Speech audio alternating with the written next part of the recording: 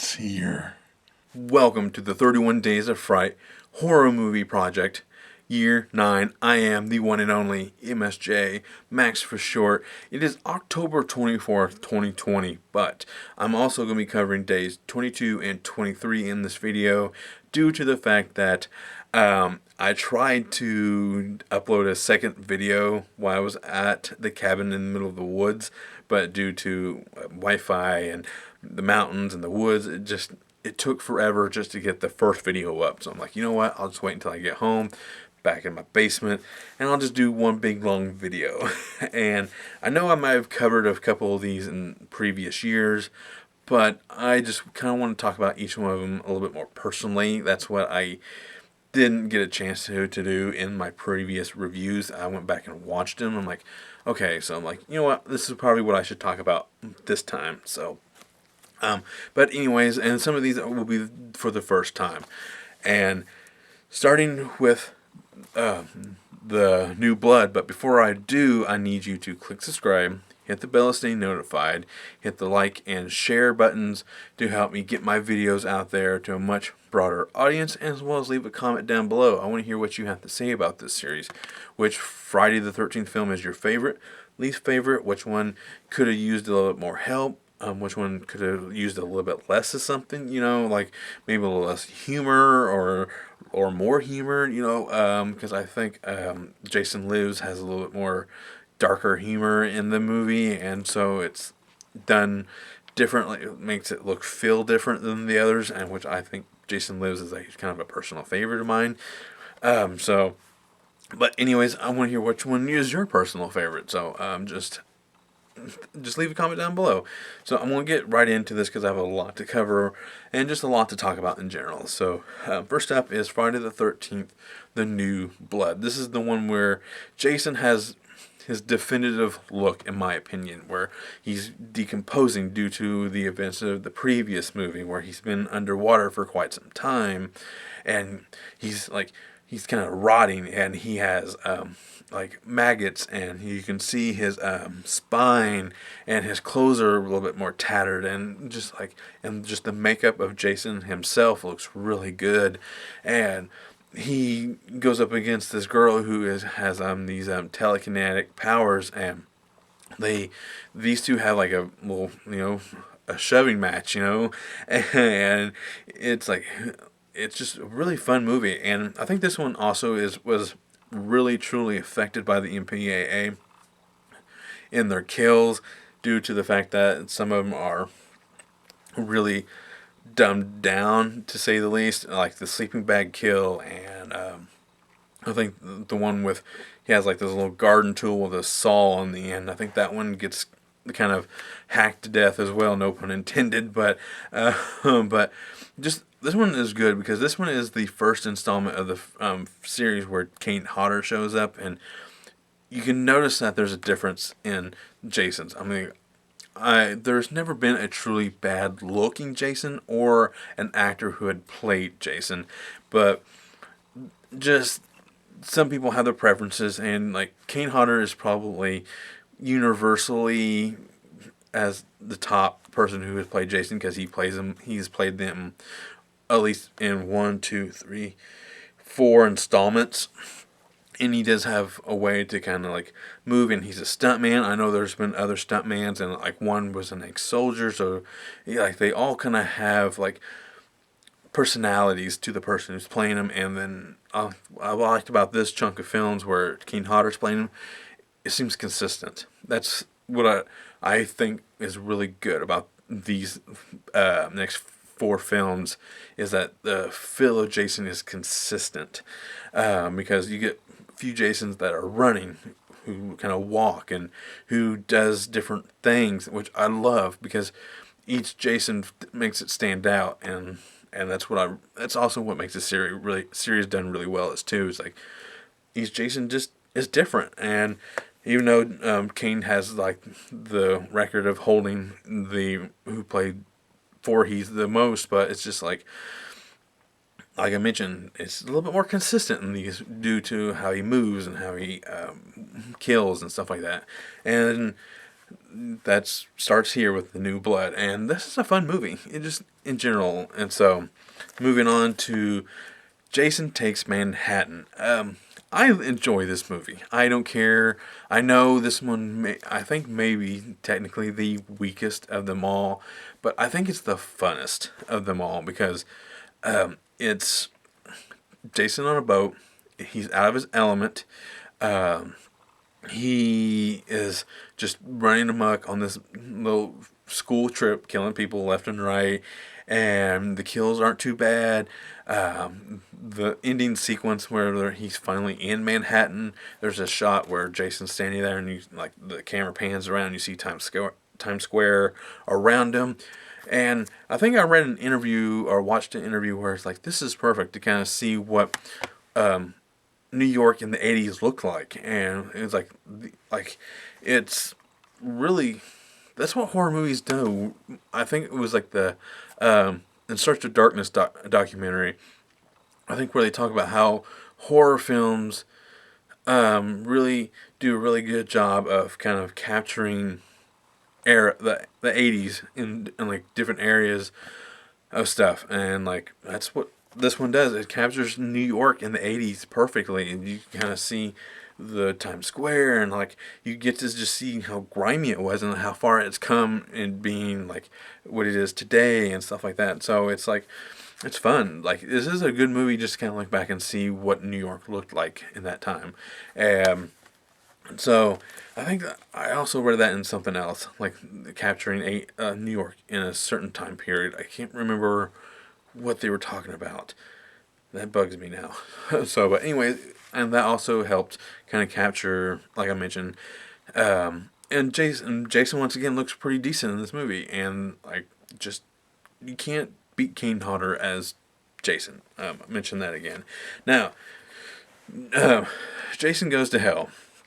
This is the body switching Jason movie where Jason ends up getting blown up top of the movie, the top 15 minutes of this movie, and he's blown up, and the only surviving part of him basically is his mask and his heart.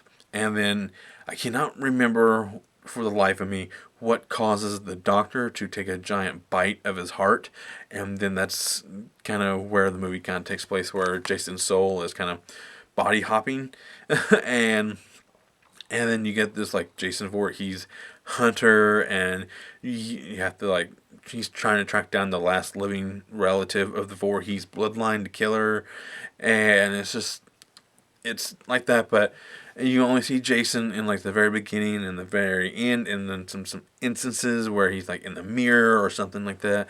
So you don't really get to see a full Jason until like the bookends of the movie, and as well as this one, it has the Freddy's claw grabbing his mask and pulling it down through the dirt, and so it is also and like this is the Scream Factory edition, like I've mentioned in the previous videos.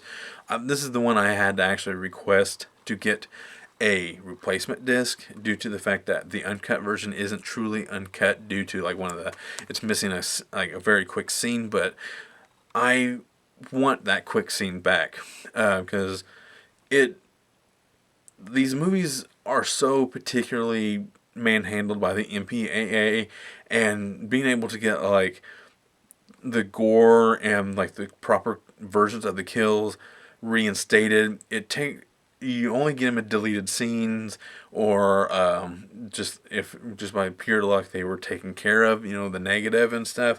So that's why I was kind of through a little bit of a fit. Not really a fit. I was just like, yeah, I'm going to get my replacement disc for this one. And so, but this one's not that bad. I think this one's the weakest one. This is what I think. This is the weakest one of the film series, because I love Manhattan, and because that's just fun, and that elevates it just a little bit higher. Even though there may be a little bit more gore and sex and everything else in this one, but I would take more of a fun approach to the Jason character and Manhattan and stuff like that. So, and then which brings us to Jason X. The final time we get to see Kane Hodder play Jason. Basically, it starts out with basically how Jason Goes to Hell starts out. He's captured, but this time he's not blown up, but he somehow escapes early on in present day, and then he ends up getting cryogenically frozen, and then in the and then in the future, this school trip excavation thing of Earth. Earth is kind of like gone to hell basically, and so they find Jason's body and they bring him on board, and he ends up thawing out and just running amok on this spaceship, and has one of the best kills of the entire franchise. The cryogenically frozen head smash scene, the liquid nitrogen smash head scene. And then you get like robots with nipples falling off, and this like holodeck video game sequence. I mean, there's some like people may like really like lack of a better term shit all over this movie, but it's fun. I think when I first reviewed this, I was kind of really doing what I just did, shitting all over this movie. But it was, if you really think about it, it's a fun movie. It is a lot of fun to watch. Is it a Jason movie? Yes. But is it a Friday the 13th movie? No. I think there's a very distinct way of like. Yes, it has Jason in it, so it is a Jason movie, but is it a Friday the 13th movie? No. Hence why it's called Jason X. It's the 10th film in the series, and I don't think it really warranted being called Friday the 13th. So I think Jason X is the proper title for this film. So now, moving on to the movie, where I'm going to have some confessions here, because there's been a couple movies throughout my movie watching history where I've kind of whined and begged to go see in theaters. And this is one of them. Freddy versus Jason. It was me and my dad. We were going to go see something else. I can't remember what it was. And I'm like, I wanted to see this movie on the big screen. And because I don't really get to see horror films at that particular time in theaters. But so I'm like, I was big into Jason, big into Freddy, and I'm like, I wanted to see these two on the big screen. So I kind of whined a little bit to see this movie, and luckily I got to see it. And as well as I kind of did the same with Land of the Dead, I kind of bullied my way into going to see that film, and as well as Tenacious D, and my biggest regret ever is choosing Jungle to Jungle over the 1997 re-release of Empire Strikes Back. The Jungle to Jungle movie with Tim Allen. I bullied my way into seeing that movie over Empire Strikes Back, and that's my biggest movie regret ever, is that one. So, but I don't regret doing that with this film or Land of the Dead, because it's like, I got to see a Freddy versus Jason movie on the big screen. I got to see a George A. Romero movie on the big screen. So I got to see Jack Black and Tenacious D on the big screen. It's like I don't regret it. And I know it may not matter to my sister or my dad, but it matters to me because I'm a movie guy, and that's what I'll push my weight around, to get what I want when it comes to watching movies, and because it will matter to me much more in the long run than some people. That's kind of why. So, and then, but anyways, this has some good kills. It's fun. I can't wait to watch this later. I'm going to try to watch all these today. But there are some decent kills. I know Freddy doesn't get the kill count in this one like as Jason does, but it's still fun. It's not as fun as some of the others, but Robert Englund does probably one of his best acting in this movie. He's very terrifying. He has those really good one-liners and stuff like that. And the director of this one also did Bride of Chucky, I do believe.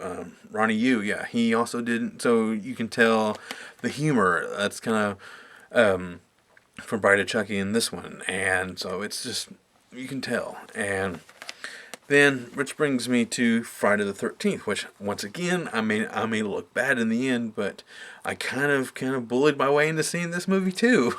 um, if you notice, it only really comes down to horror movies when I really want to see, when I really put my bullying my way into watching movies is when it comes to horror films. But this one wasn't as bad. I'm like, why don't we see this one instead? Because even though I was a big fan of the Underworld movies, that was the other choice that I was going to go see with my stepdad. But I wanted to see just a Jason movie on the screen, and I thought this one actually looked pretty good, and I was right. I think I chose the better of the two films that we were going to go see that day. Um, um, this has some good kills. I definitely prefer the unrated kill cut of this movie because it's especially in Trent's death, it's a little bit more graphic and stuff like that. So it's a good remake. I think this one is the superior of the two remakes of Nightmare on Elm Street because this one feels like a slasher film. You kind of feel, even though it's kind of dark in some places, but it feels like a horror film. It feels like a Jason Friday the 13th film where Nightmare on Elm Street, if they would have done, if it would have been a little bit more, um, what's it called? I don't know how to explain it. It's just like, if it was too dark of a film, it took itself too seriously. If it was just like, I understand, the subject matter and everything, but if it was a little bit more fantasy feeling, had when the dreams were more on, like, felt like dreams instead of just being like straight up like nightmares. I mean, I know that's kind of redundant and insane, but if you watch like the Nightmare on Elm Street films, the dreams feel different, and that didn't transfer very well in that film from during the day, and not like when they did the whole micro nap thing. I'm like, that just didn't sit well with me. I've only watched that movie once all the way through. It's like, if I needed a movie to help me fall asleep, that's the movie. I'm like, oh, this is pretty good. Just like, that's what it boils down to. But this movie has some really good kills. You get everything what you want from a Friday the 13th movie. You get gore, and you get a pretty good looking Jason as well, and you get nudity and all that good stuff. And I mean, just like much, much more. You actually get a pretty decent, a song here or two that are pretty good. So that's really all I gotta say about the Friday the 13th franchise. I know I might have covered these a couple in the past, like I said, but just Friday the 13th series is a favorite of mine because when I would go to the movie store, when I was first able to start renting movies, being able to pick out what I want to watch, I worked my way through Nightmare first, and then Jason, and then I just started branching out onto other horror movies and like other non-franchised horror films, like so. Excuse me, but it was just this is these two franchises meant a lot to me, and that's why I wanted to kind of do a kind of a longer video today to kind of really properly talk about each of these films. At least give some justice to the films, let's just say, because I may not have been able to do what I wanted to do, but I'm satisfied. So, that concludes Friday the 13th week for the 31 Days of Fright. Now, for the week of Halloween, I am going to be covering Tales from the Crypt. I'll be doing one season per day. I'm only going to be doing the first and last episodes of the season to kind of see where it starts and how it ends. And that's kind of about it. That's really all I gotta say. I cannot wait because we're on our final week of October. This whole month has gone by so fast. I cannot believe it. And this week has been the one week that has been the roughest due to just everything. I was on vacation, and I've been, I just wanted to kind of relax and actually traveled and everything. And so, I think switching up the weeks was better that way. Because I could talk about these a little bit better because I've seen these, and that's really about it. I cannot wait for next week. Halloween's coming up, my favorite time of the year.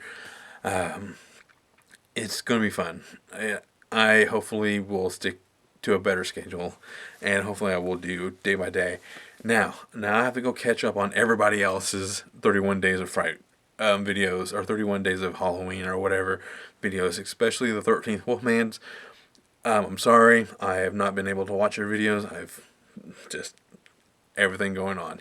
So that is it. I am the one and only MSJ, Max for short, and thank you.